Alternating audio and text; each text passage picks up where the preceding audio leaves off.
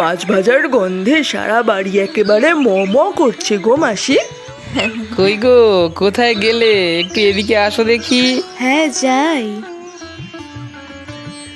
এই নাও ব্যাগটা ধরো। হ্যাঁ হ্যাঁ দাও। মেশো, কাল তো তুমি আমাকে নিয়ে গেলে না, আজ মাছ ধরতে যাবে তো?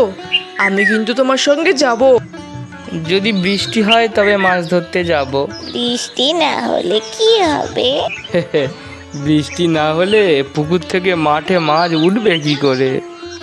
ওই দেখো মেশো, কত মাছ উঠছে পুকুর থেকে। দাঁড়া দাঁড়া, একটা মাছ দেখতে পেয়েছি খোকন।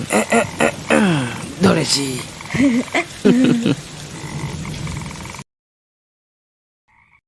বাপ রে, অনেক রাত হয়ে গেছে রে, এতক্ষণ তো খেয়াল করিনি। চল চল খোকন, চল এবারে আমরা বাড়ি যাই। আচ্ছা। শোন, এসব জায়গা কিন্তু ভালো নয়। পেছন থেকে কোনো ঢাক শুনলে পেছন ঘুরে কিন্তু তাকাবি না।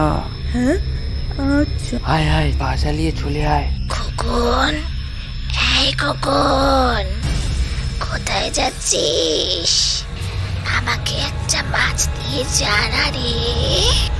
এই খোকন।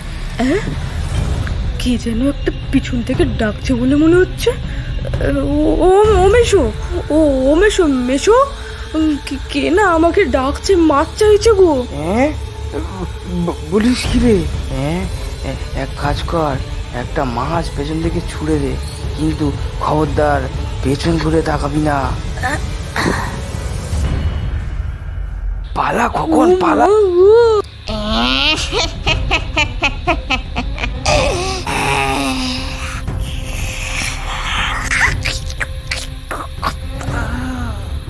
বন্ধুরা, আমার এই ভিডিওটি যদি ভালো লেগে থাকে তবে ভিডিওটিতে একটি লাইক করুন, কমেন্ট করুন, শেয়ার করুন।